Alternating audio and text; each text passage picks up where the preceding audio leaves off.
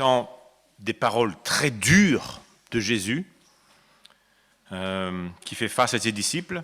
Ce texte, c'est le début du 4e discours ou grande partie d'enseignement dans Matthieu. Vous vous rappelez, il y a ce parallèle entre Deutéronome et Matthieu. Donc là, on rentre dans le 4e discours de Jésus dans Matthieu. Et je vais essayer de couvrir les versets 1 à 14. Alors on va lire ce texte. Donc Matthieu 18, 1 à 14. À ce moment-là, les disciples s'approchèrent de Jésus et dirent « Qui donc est le plus grand dans le royaume des cieux ?»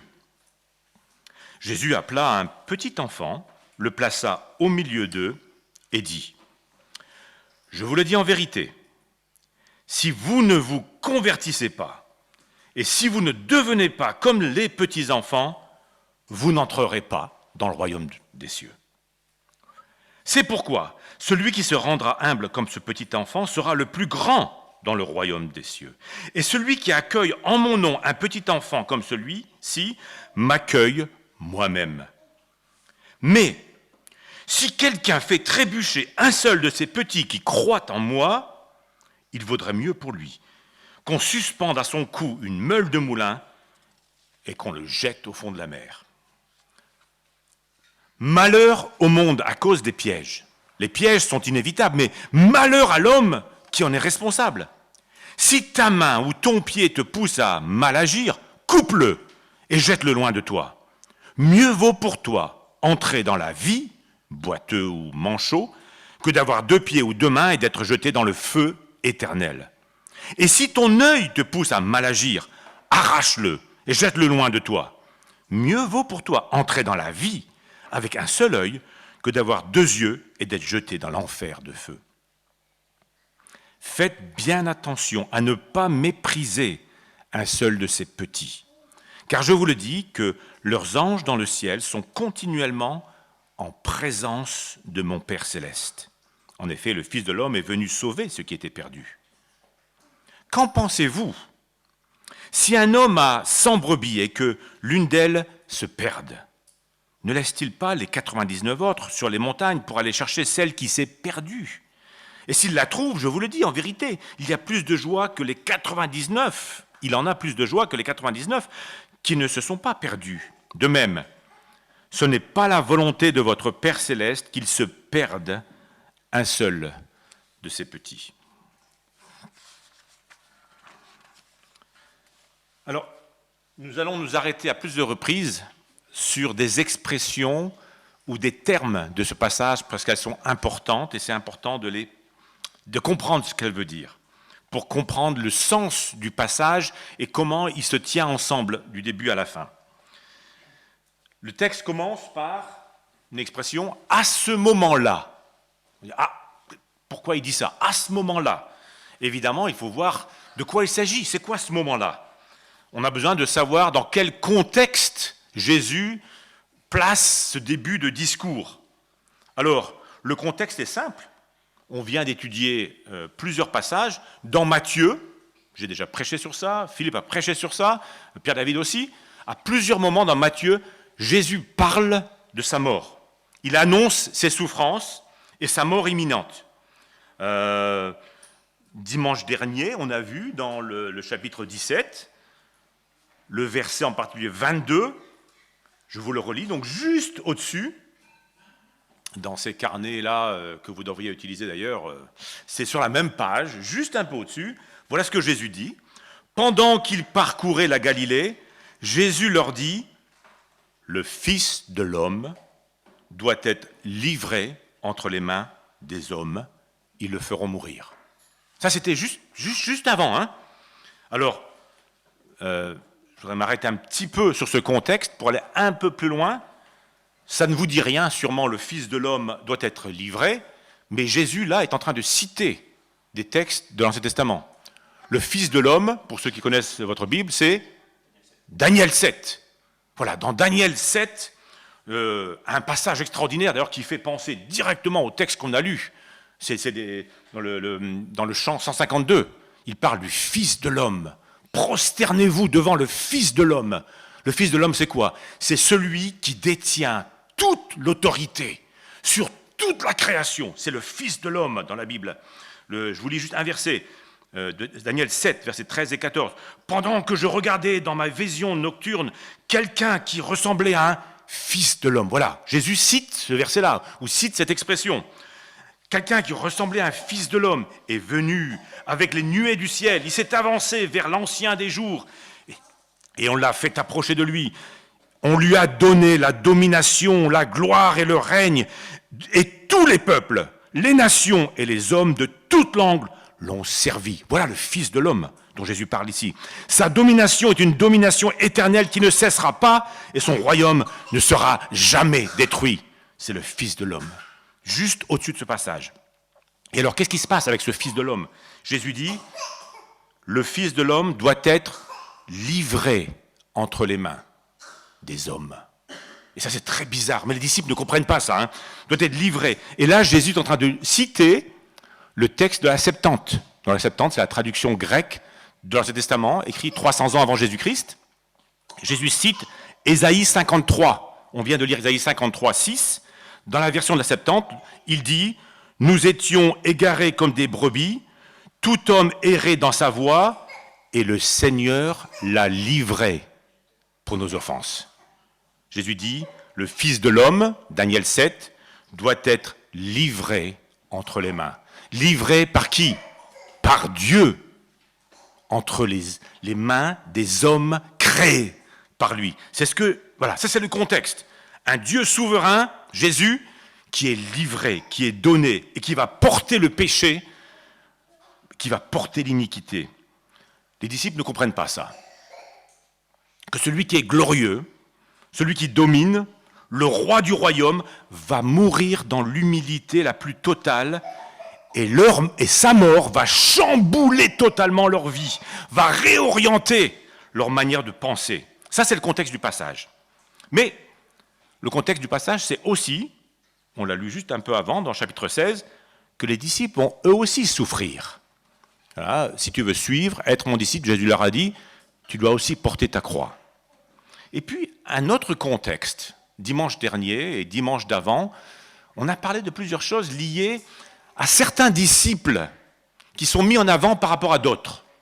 Par exemple, dans ma prédication il y a 15 jours, Transfiguration, 3 disciples parmi les 12 sont montés avec Jésus. 3 petits privilégiés. C'était Pierre, Jacques et Jean. Voilà, Jacques et Jean, c'est les 2 fils de Zébédée.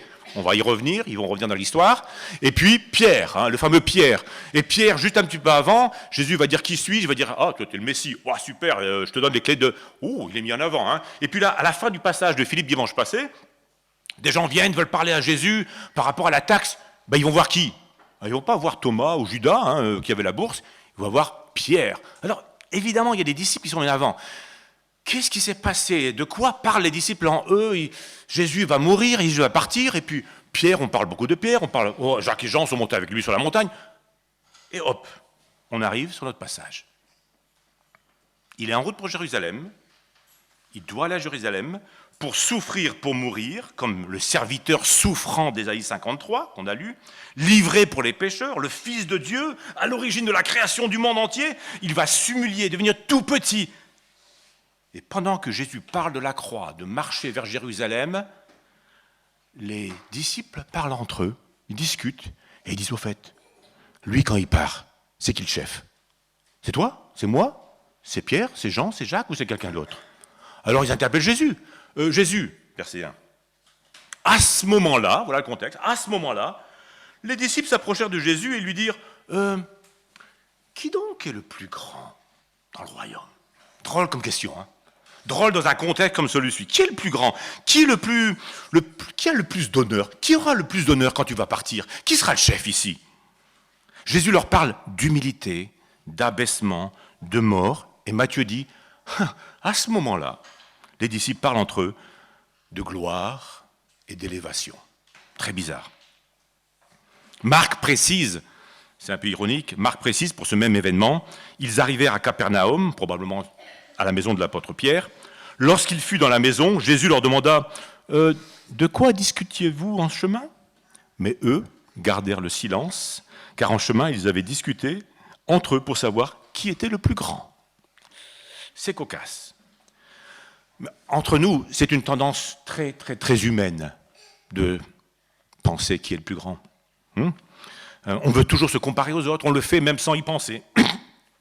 Et les disciples vont le faire, je peux dire, constamment. Et quand tu lis les évangiles, eh bien les évangiles sont honnêtes et ils le soulignent. Et vous allez voir, on va voir plusieurs passages où, pof, ça revient, pof, ça revient. Au moment les plus incongrus, les plus bizarres. Ah non, c'est pas possible. C'est qui le plus grand? C'est qui le plus important ici? Alors, je vous pose tout de suite quelques questions, je me pose des questions. Lorsque vous discutez avec les frères, est-ce qu'on n'a pas parfois le sentiment que notre point de vue a plus d'importance quand même que le point de vue de mon frère? Moi, je suis quand même plus éclairé sur le sujet. Est-ce qu'on n'a pas tendance à parler plus de nous-mêmes que d'écouter l'autre parler de lui? Est-ce qu'on a du mal à demander pardon au frère, parce que c'est quelque part s'abaisser par rapport à lui? Est-ce qu'on a plus tendance à relever les manquements des autres que de souligner nos manquements? Voilà, tout ça, c'est peut-être une façon aussi pour nous de dire, au fait, c'est qui le plus grand ici, là? C'est qui le chef? Alors, Jésus, comme à son habitude, va profiter de cette occasion pour enseigner quelque chose de très important aux disciples. Donc voilà, il pose une question, et Jésus, ok, puisque vous me posez la question, asseyons-nous. Et puis, il va leur enseigner. Donc, verset 2, Jésus appela un petit enfant. Donc, je pense le contexte, il est dans la maison de Pierre. D'après Marc, on dirait que c'est ça. Peut-être qu'il a pris un fiston de Pierre. Pierre était marié, il avait des enfants. Et puis, il dit, viens ici, viens au milieu des disciples. Là. Et puis, il le plaça au milieu d'eux et il dit, je vous le dis en vérité, si vous ne vous convertissez pas, et si vous ne devenez pas comme les petits-enfants, vous n'entrerez pas dans le royaume. C'est sérieux, hein, c'est sérieux et dur. On va y revenir.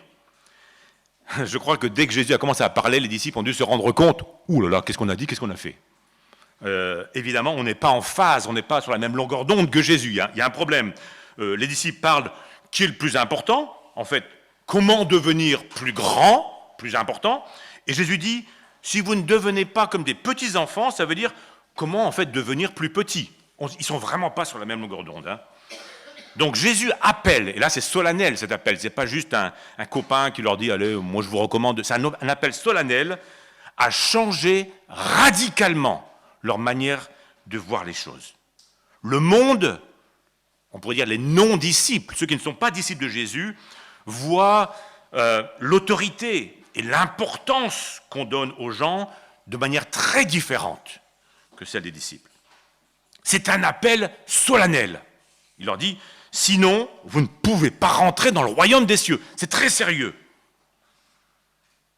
Ce n'est pas une question de choix personnel. Les disciples, on pourrait dire, avaient commencé à suivre Jésus, mais le changement profond ne s'était pas encore opéré. Jésus saisit l'occasion pour les interpeller. Et dit, si vous ne vous convertissez pas, ça veut dire si vous ne faites pas demi-tour, si vous ne changez pas de direction, vous n'entrerez pas. Il s'agit d'un changement de direction en profondeur. Jean parlera de nouvelle naissance, il parlera de naissance d'en haut. Et Paul dira quelques années plus tard, dans Romains 12, « Soyez transformés par le renouvellement de l'intelligence, afin de discerner la volonté de Dieu, ce qui est bon. » Voilà, ça c'est ce changement profond. Jésus dit, vous devez vous convertir sur ce point-là et changer. Un changement majeur doit avoir lieu dans la vie d'un disciple, sur ce point précis. C'est quoi ce point précis? Alors, Jésus ne dit pas à ses disciples, regardez tous les enfants autour de vous. Ils sont tous mignons, ils sont bons, gentils, naturellement humbles, enseignables, imitez-les. Il ne dit pas ça. Pour vous qui ont eu des enfants ou qui voyez les enfants ne sont pas naturellement enseignables, naturellement humbles. Non, c'est pas vrai. Ils sont pécheurs, très jeunes, ils font ce qu'ils veulent et ils pensent qu'ils sont les plus importants au monde, très jeunes. Donc c'est pas ça que Jésus dit, c'est certain. On trace l'orgueil très vite dans la vie d'un enfant. Les disciples demandent « Qui est le plus grand ?» Jésus répond « Devenez comme des petits enfants. » Dans la société d'antan, et c'est encore le cas aujourd'hui, mais c'était encore pire avant, dans la société d'antan, les enfants se trouvent tout en bas de l'échelle sociale, tout en bas. Ils sont entourés d'adultes qui leur disent quoi faire, comment le faire, quand le faire, où partir, quand partir. Ils sont tout en bas. Ils n'ont pas d'autorité. Ces enfants sont certes petits au niveau de leur taille, mais ils sont petits aussi au sens social, au sens importance dans la société. Ils n'ont pas d'autorité. Ils sont sous l'autorité constamment des gens qui les entourent. Jésus dit, devenez comme des petits enfants. Ça veut dire quoi? Descendez tout en bas. C'est ça qu'il veut dire. Descendez. Descendez. Du temps de Jésus, le concept de l'enfant roi, on ne l'avait pas encore inventé. Hein. Ça n'existe pas. Des enfants qui donnent des ordres aux adultes, ça n'existait pas du temps de Jésus, ça. Ça n'existait pas du tout. Un enfant était dépendant des gens qui l'entouraient. Et surtout sous l'autorité des adultes, il ne s'auto-gérait pas.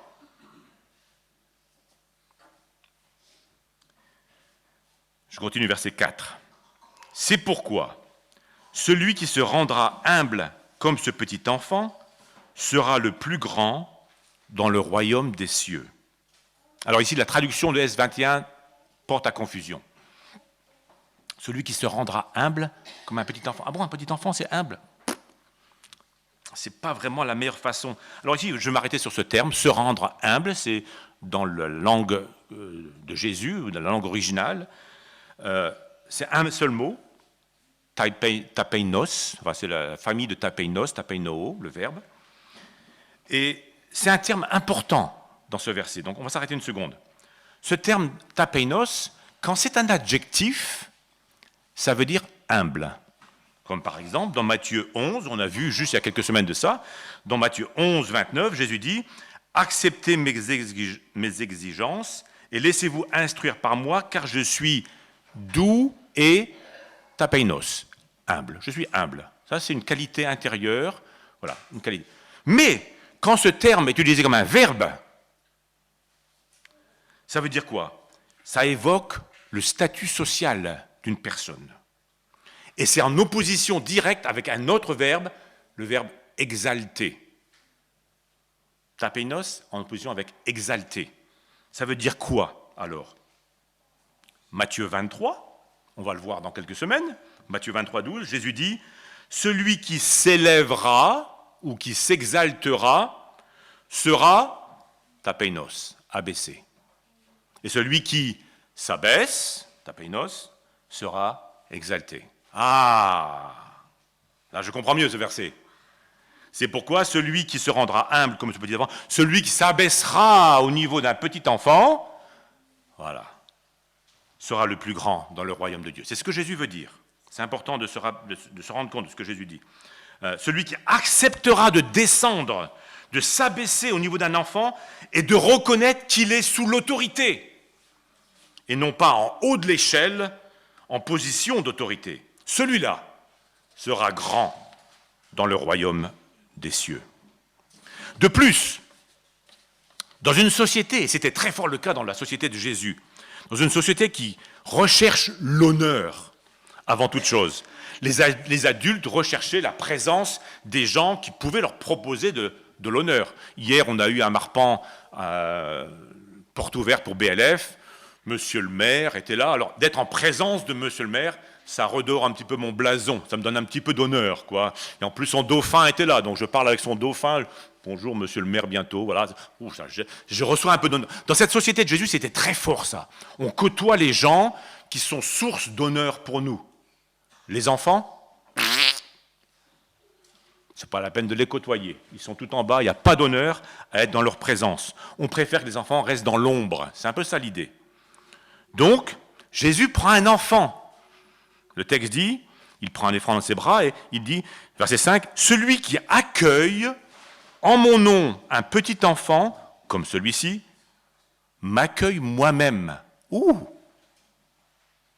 Il est à contre-culture, là. Il est en train d'enseigner aux disciples quelque chose d'essentiel sur la manière de se comporter les uns avec les autres. Le plus petit des disciples représente Jésus lui-même. Celui qui accueille un petit disciple, celui qui n'a pas beaucoup d'honneur, ben il m'accueille moi. Et s'il le fait en mon nom, il dit, celui qui accueille en mon nom, un des plus petits, ça veut dire qu'il l'accueille en conformité avec les priorités de Jésus et comme Jésus le ferait. Alors, est-ce que ça ne vous rappelle pas un texte de Jacques ? Jacques 2, verset 1.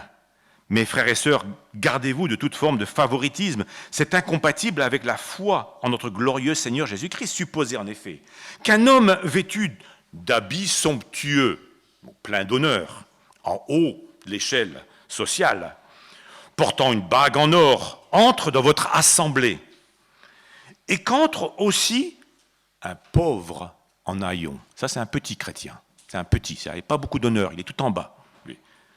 Si, voyant l'homme somptueusement vêtu, vous vous empressez autour de lui et vous lui dites « Oh, veuillez vous asseoir ici, c'est une bonne place », tandis que vous dites au pauvre « Tiens-toi là, debout », ou « Assieds-toi par terre », voilà. Ne faites-vous pas des différences parmi vous et ne portez-vous pas des jugements fondés sur des mauvaises raisons. Ce pauvre en haillons est petit aux yeux du monde, mais il n'est pas petit aux yeux de Jésus. Et les règles du royaume sont très très différentes de celles du royaume de ce monde. Jésus dit, accueillez-vous les uns les autres, même et surtout les petits parmi vous. Ceux qui croient en Jésus, mais qui n'ont pas d'honneur dans ce monde. Et faites-le comme si vous êtes en train de m'accueillir moi, Jésus. Et celui qui m'accueille moi, vous savez comment ça marche, accueille celui qui m'a envoyé. Matthieu 10, 40, si quelqu'un vous accueille, c'est moi qui l'accueille. Et celui qui m'accueille, accueille celui qui m'a envoyé. Alors, comment est-ce qu'on vit ? Est-ce qu'on essaye de plaire à Dieu ou est-ce que notre façon de vivre est calquée sur celle du monde ? Est-ce que j'embrasse les valeurs des hommes ou celles du royaume de Dieu ? Est-ce que je vais m'assurer qu'il n'y a personne dans l'Église, dans notre assemblée, qui est négligé, qui devient, comment on pourrait dire, transparent, invisible ? On ne voit pas celui-là, il n'a pas d'honneur de toute façon. Est-ce qu'il y a des gens qui sont trop petits à nos yeux pour qu'on s'associe à eux ? Attention, le danger nous guette. En tout cas, ces valeurs sont très très chères au cœur de Jésus, au point où il introduit ses propos au verset 3, vous avez vu peut-être, Jésus dit « Je vous le dis en vérité ». Quand il dit ça, ça veut dire « Attention, ce que je vous dis là, c'est très important. Je vous le dis en vérité. Attention, je vous l'assure. » En fait, ce que Jésus, et je pense à mon travail à BLF en lisant ça, ce que Jésus souligne dans ce 4e discours de Matthieu, c'est l'importance de développer une vision du monde alignée sur celle de Dieu. Voir le monde comme Dieu voit. Ça me fait penser au livre là, qu'on va bientôt éditer. Voir comme Dieu voit. Développer une façon de voir les gens qui nous entourent qui soit compatible avec les valeurs du royaume de Dieu. Voir nos petits frères et sœurs, qu'ils soient petits au sens jeunes dans la foi ou jeunes enfants, ou petits sans beaucoup d'honneur dans la société, comment je les regarde ? Est-ce que mes valeurs sont calquées sur celles du royaume de Dieu ? Est-ce que je les accueille ? Jésus les accueille. Les disciples doivent aussi bien les accueillir au nom de Jésus, comme s'il accueillait Jésus lui-même. Je continue, verset 6. Mais si quelqu'un fait trébucher un seul de ces petits qui croient en moi, il vaudrait mieux pour lui qu'on suspende à son cou une meule de moulin et qu'on le jette au fond de la mer. Paf ! C'est sérieux. C'est sérieux. Alors là, je m'arrête encore une fois sur un mot. Faire trébucher. Dans le grec, dans l'original, c'est scandalizo. Voilà, on pourrait facilement, voilà, scandalizo. Alors là, attention, on pourrait se tromper. On dire, ah, scandalisé, ah ouais, tu l'as scandalisé, lui. Non, c'est pas ça. C'est pas le scandalizo de Georges Marchais, pour ceux qui sont un peu mon âge, là. C'est un scandale. Non, non, non, c'est pas ça. Scandalizo, ça veut dire très précisément faire tomber dans le péché. Voilà, scandaliser, c'est faire tomber dans le péché. Et plusieurs traductions traduisent littéralement, si quelqu'un fait tomber dans le péché un seul de ces petits qui croient en moi. Les disciples de Jésus, considérés aux yeux du monde, sont tous des petits. Ils ont un statut modeste, ils sont marginalisés. Tous les disciples de Jésus, dans un sens, sont des petits. Mais ceux qui font tomber les disciples dans le péché, Dieu dit, je vais leur demander des comptes.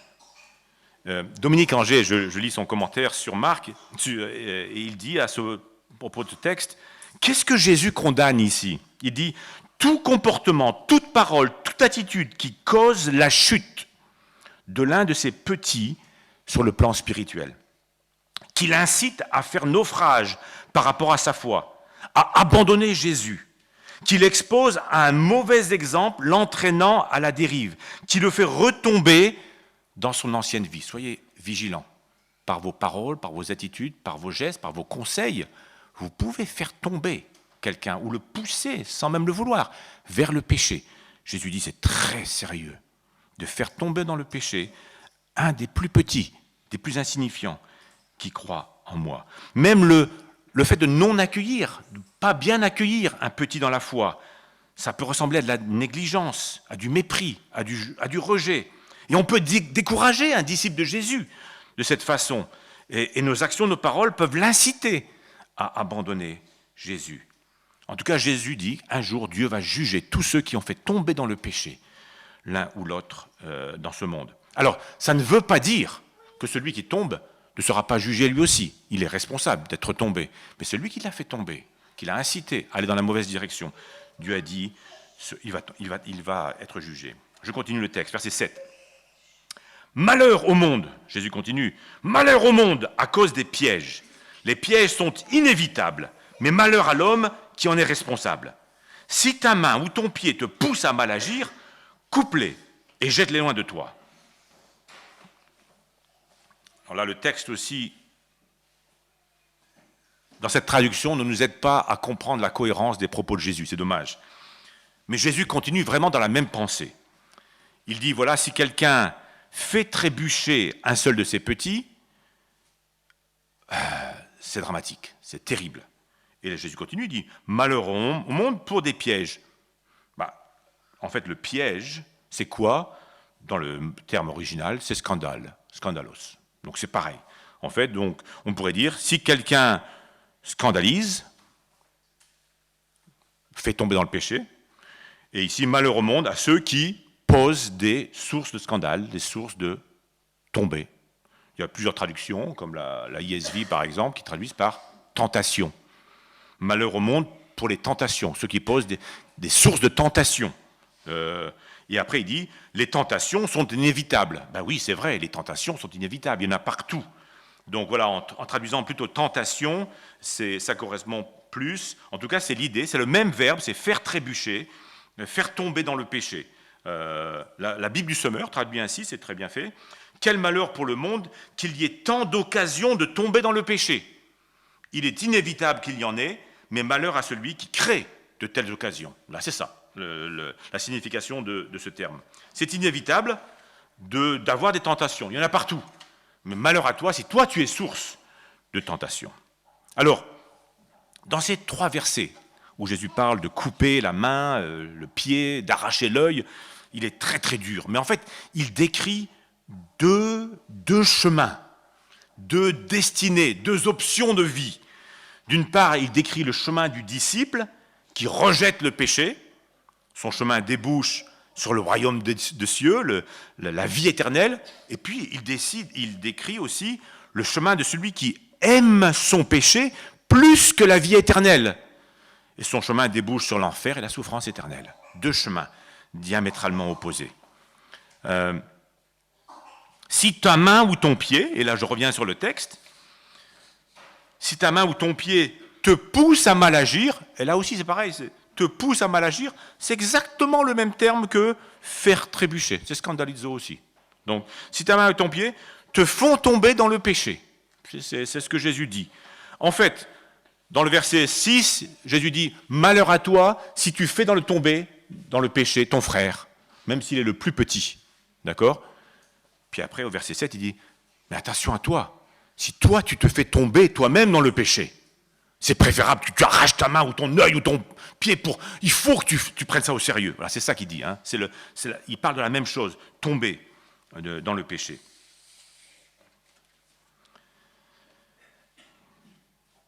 En fait, ce que Jésus dit à ses disciples ici de manière très dramatique, hyperbolique, c'est « Faites le calcul. Est-ce que vous voulez choisir de jouir pendant quelques années de quelques petits plaisirs liés au péché, puis avoir l'enfer éternel devant vous, ou refuser les petits plaisirs liés au péché sur la terre et jouir de plaisirs éternels ?» C'est vraiment le choix qu'il leur propose. Hein. Et quand je lis ça, évidemment, je pense à un texte de Hébreux 11, vous vous rappelez, Moïse, Hébreux 11, 24, « Par la foi, Moïse, devenu adulte, a refusé d'être reconnu comme le fils de la fille du Pharaon.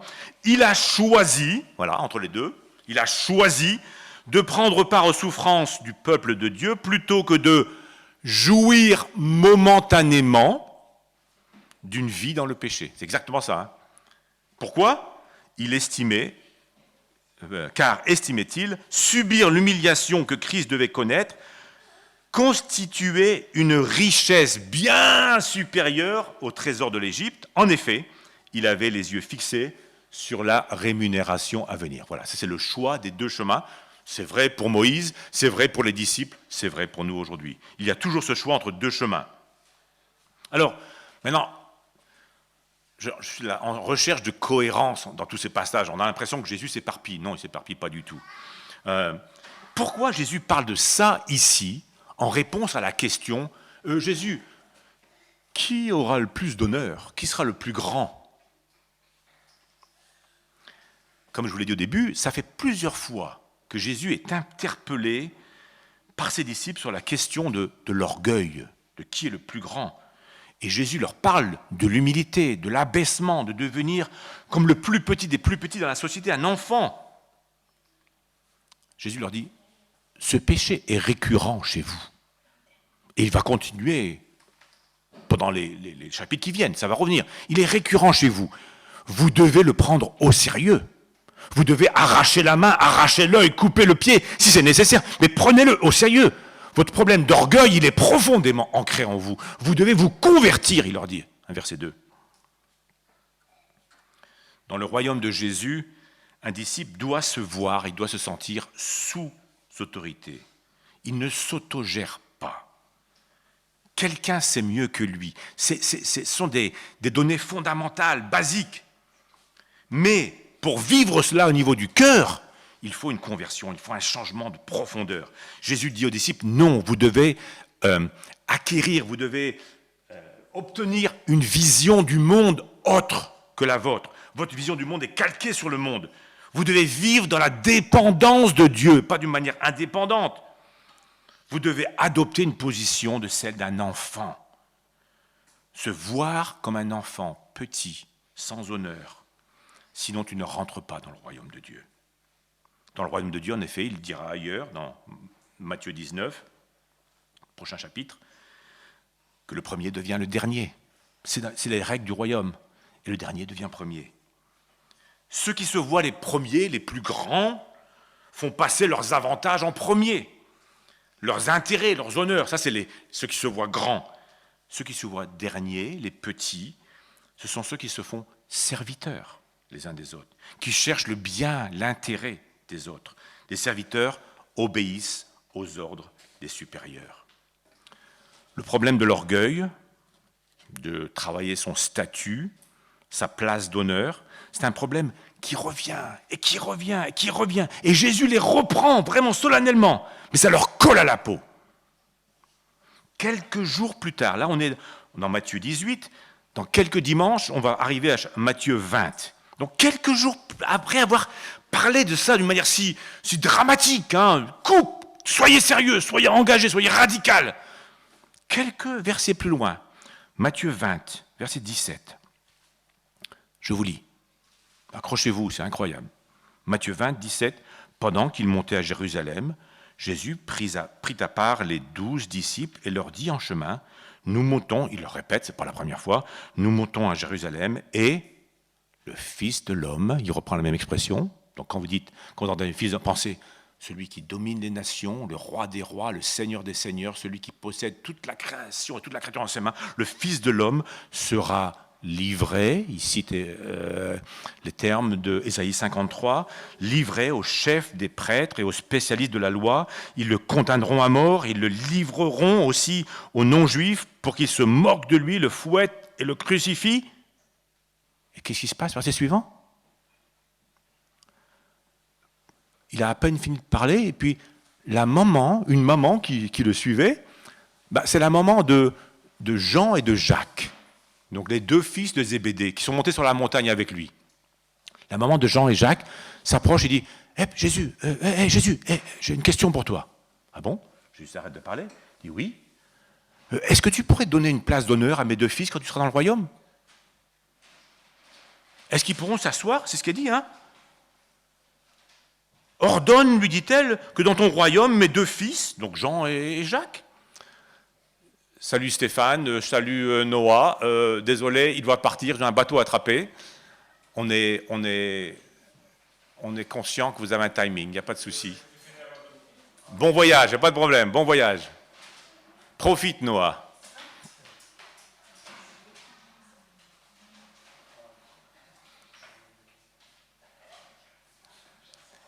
Donc, Jésus parle de son sacrifice ultime, de son humiliation, et puis, dans la même conversation, donc je suis ici dans Matthieu 20, verset 21, ordonne que mes deux fils aient une place d'honneur à tes côtés.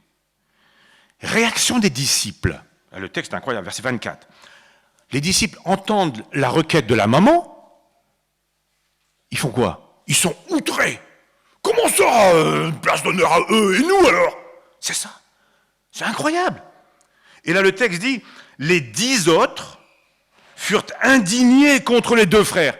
Les 10 autres, ça veut dire même Pierre. Pierre qui était sur la montagne. Oh Jésus, elle n'écoute pas elle.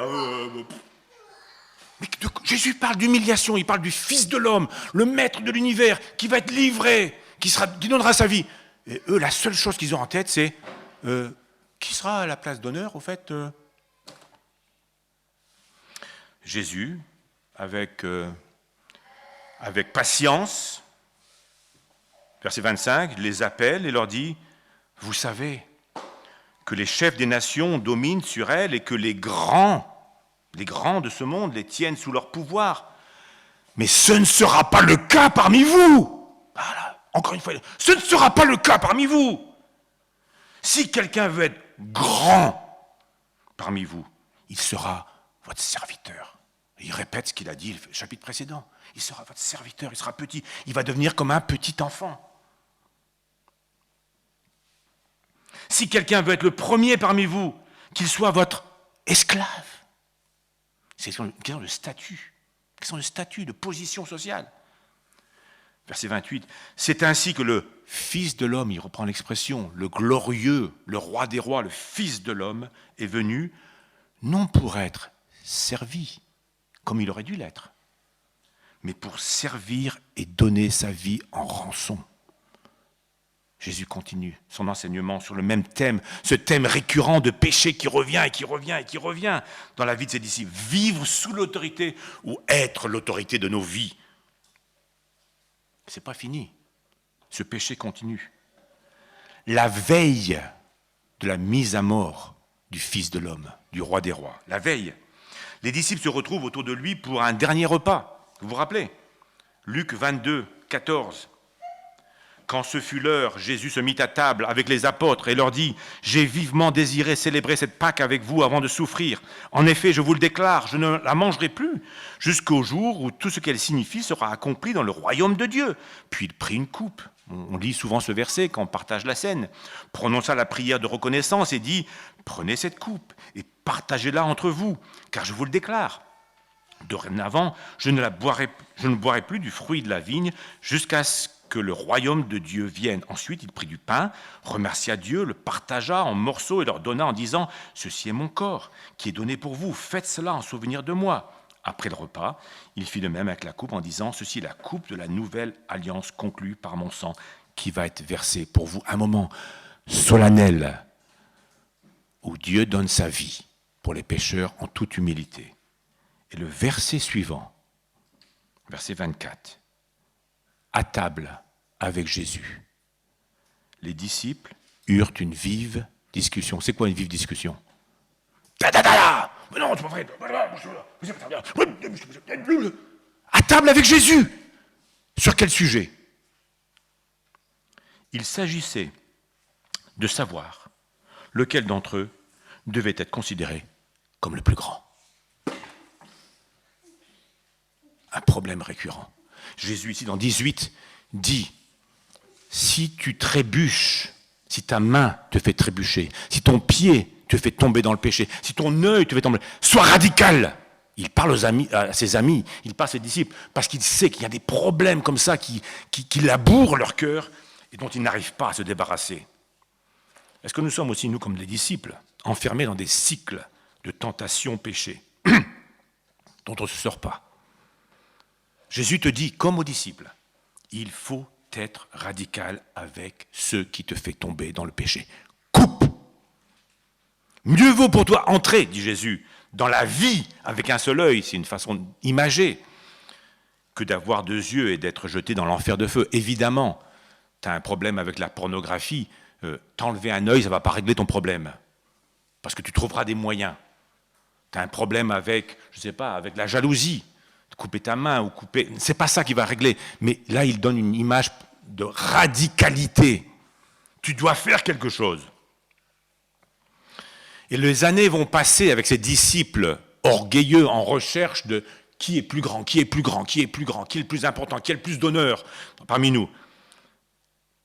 30 années après la mort de Jésus, un de ces trois qui est monté sur la montagne avec lui, Pierre, celui qui s'est offusqué quand les deux là voulaient être aux côtés de Jésus. Ben, Pierre va écrire une lettre, 1 Pierre 5, verset 5. Et qu'est-ce qu'il dira? Vous de même, jeunes gens, soumettez-vous, descendez, soumettez-vous aux responsables de l'Église. Et vous tous, dans vos relations mutuelles, revêtez-vous d'humilité. L'humilité, pour Pierre, était devenue une notion qu'il commençait à intégrer. Ah, pourquoi? Il le dit. Car l'Écriture déclare, Dieu s'oppose aux orgueilleux, mais il accorde sa grâce aux humbles. 30 ans plus tard, Pierre commence à saisir, c'est ça. Il faut être radical. Et 50 ans après la mort de Jésus, Jean, celui dont la mère voulait qu'il soit assis à une place d'honneur à côté de Jésus, Jean, il va écrire son évangile, l'évangile de Jean. Et il va être le seul parmi les 4 évangélistes à reporter un épisode, à mon avis, qui a dû faire son chemin dans sa tête pendant 50 ans. Jean 13, versets 3 à 5. Jésus savait que le Père avait tout remis entre ses mains, qu'il était venu de Dieu et qu'il retournait vers Dieu. Il se leva de table, quitta ses vêtements et prit un linge qu'il mit autour de sa taille. Ensuite, il versa de l'eau dans un bassin et il commença à laver les pieds des disciples et à les essuyer avec le linge qu'il avait autour de la taille. Le Fils de l'homme, le Dieu de l'univers, descend au niveau des tout petits, des serviteurs, et il sert sa créature. Les disciples sont même choqués par ça. Pierre en particulier, tu ne vas pas faire ça, tu ne vas pas faire ça. Et Jésus explique, Après leur avoir, donc verset 12, Jean 13, 12, après leur avoir lavé les pieds, il reprit ses vêtements, se remit à table et leur dit, « Comprenez-vous ce que je vous ai fait? Vous m'appelez Maître et Seigneur, et vous avez raison. Vous avez raison, je le suis. Si donc je vous ai lavé les pieds, moi, le Maître et le Seigneur, vous devez vous aussi descendre et vous laver les pieds les uns aux autres. Car je vous ai donné un exemple afin que vous fassiez comme je vous ai fait. En vérité, je vous le dis, le serviteur n'est pas plus grand que son Seigneur, ni la porte plus grand que celui qui l'a envoyé. Si vous savez cela, vous êtes heureux, pourvu que vous le mettiez en pratique. » Et l'apôtre Paul avait très bien compris ce concept de l'humilité. On l'a lu tout à l'heure. Oui, Stéphane a lu ce texte, Philippiens 2, 5. Que votre attitude soit donc identique à celle de Jésus-Christ, lui qui est de condition divine, le Fils de l'homme, condition divine. Il n'a pas regardé son égalité avec Dieu comme un butin à préserver, mais il s'est dépouillé lui-même en prenant la condition d'un serviteur, en devenant semblable aux êtres humains qu'il avait créés. Reconnu comme un simple homme, il s'est humilié lui-même. Et là, je vous le donne en mille, c'est quoi ce mot? Il s'est humilié lui-même. Tapeino. C'est le même terme que dans notre texte aujourd'hui, celui qui s'humilie, qui s'abaisse comme un enfant. Et là, Jésus s'est humilié, il s'est abaissé en faisant preuve d'obéissance jusqu'à la mort même, la mort de la croix. Alors voilà, Jésus est en route pour la croix où il va mourir pour mon péché. Ouais, ce péché avec lequel tu te bats encore, comme les disciples, toute ta vie, ce péché-là, si tu veux combattre ces péchés récurrents, regarde à la croix et vois Jésus mourir pour ce péché. Quand tu es sur le point de trébucher et de tomber dans le péché, regarde à Jésus, il est mort pour ton péché. Et si ce péché a régulièrement raison de toi, prends-le au sérieux. Ne relativise pas ce péché, ne l'excuse pas, ne l'apprivoise pas. Mets en place une stratégie radicale pour combattre le péché. Tu peux tout mettre en place pour éloigner la tentation peut-être. Tu peux prier, tu peux peut-être jeûner, tu peux mémoriser des textes de la Bible sur cette thématique. Si c'est l'orgueil par exemple, sur l'humilité. Tu peux confesser ce péché à un frère de confiance. Il y a des choses qu'on peut faire pour combattre, comme Jésus nous invite à combattre. Je continue le texte et je finis. Faites bien attention, verset 10, à ne pas mépriser un seul de ces petits. Donc il continue, Jésus, dans cette même lignée.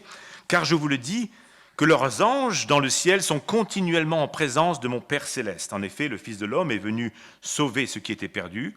Qu'en pensez-vous? Si un homme a 100 brebis et que l'une d'elles se perde, ne laisse-t-il pas les 99 autres sur les montagnes pour aller chercher celle qui s'est perdue? Et le tout dernier verset, je lis, « De même, ce n'est pas la volonté de votre Père céleste qu'il se perde un seul de ces petits. » Jésus poursuit et conclut cet enseignement avec « Faites bien attention à ne pas mépriser un seul de ces petits. » Mépriser un frère ou une sœur qui est petit à nos yeux, qui n'a pas d'honneur sur la terre, c'est faire tout le contraire de ce que Jésus a fait. Lui, il les a accueillis. Et alors, une expression est un peu bizarre dans ce verset 10, c'est « Car je vous le dis que leurs anges dans le ciel sont continuellement en présence de mon Père céleste ». Les commentaires pensent que c'est lié au verset de Matthieu 22, 30 où Jésus dit, lorsque nous serons, les gens parlent du mariage, tout ça, et Jésus dit quand nous serons au ciel, nous serons comme des anges. Et il n'y aura pas de mariage. Donc là, il dit c'est possible que dans ce texte, ces petits, ces gens qu'on considère comme parfois presque méprisables, en tout cas ceux qui n'ont pas de statut au niveau de la société, et qui sont petits même dans l'Église parfois, quand ils meurent, ils se retrouvent au ciel. Et Jésus dit, ils sont devant mon Père, en présence de Dieu en permanence. Donc vous avez intérêt sur la terre à ne pas les mépriser. C'est ça que Jésus probablement dit ici dans ce texte. Accueillez-les. Chacun d'entre eux compte, chacun son précieux. Et là, il donne la petite parabole des brebis. Il dit, aux yeux de Dieu, chaque brebis compte. Et il va mourir pour chacune de ces brebis, même la plus petite, celle qui a le moins de valeur aux yeux du monde. Alors je conclue, je termine ici. J'étais assez long, mais Matthieu 18 parle d'une question d'attitude. Après avoir entendu cela, les 10 disciples sont indignés. Pourquoi tu es indigné dans la vie? Souvent, c'est une question d'orgueil. L'orgueil génère l'indignation et l'orgueil dans l'Église divise. Voilà, je suis indigné parce que lui m'a dit quelque chose que j'ai mal pris. Voilà, je suis susceptible. C'est des formes d'orgueil. La croix, l'humiliation ultime du Fils de l'homme, le Maître, le Seigneur, le Roi, lui s'est abaissé. Il est devenu esclave, il est devenu serviteur. Notre attitude dans l'Église doit être calquée sur celle de Jésus. Ça, c'est un premier rappel. Deuxième, qui est le plus grand parmi nous? Demandent les disciples. Dans la pratique, même si on ne le dit pas, même si on ne le pense pas vraiment ou pas directement, dans la pratique, on vit souvent comme des gens orgueilleux. Très souvent. On vit comme si on était la personne quand même souvent la plus importante dans les débats, dans les discussions. On est préoccupé d'abord par notre bien-être, pas celui de ceux qui nous entourent, notre sécurité, pas celle des autres, en tout cas pas dans un premier pas. On est sensible à ce que les gens disent ou pensent de nous. C'est des formes d'orgueil. On est moins sensible au mal qu'on fait qu'au mal que les autres font, qu'on repère beaucoup plus rapidement que notre propre mal. Donc, recherchons, dit Jésus, à vivre comme des petits, dans un état de dépendance de Dieu, dans un état de vulnérabilité, comme un enfant. Donc voilà, qui est le plus grand parmi nous? Et puis Jésus dit, celui qui m'accueille, qui accueille un enfant en mon nom, soyons sensibles à l'accueil des autres. Ne faisons pas, comme Jacques dit, de différence avec celui qui entre en haillon, celui qui n'a pas d'honneur. Non, reconnaissons que tous, même les plus petits parmi nous, ont une grande valeur. C'est la brebis que Jésus recherche. Il est mort pour cette brebis. Et puis un dernier point, si ta main ou ton pied ou ton œil te fait tomber dans le péché, soyons très, très, très sérieux vis-à-vis du péché. Pas de complaisance. Notre éternité est en jeu. Coupons radicalement les sources du péché dans nos vies et regardons à la croix. Jésus est mort pour ce péché avec lequel on se bat. Il a payé pour que j'en sois délivré.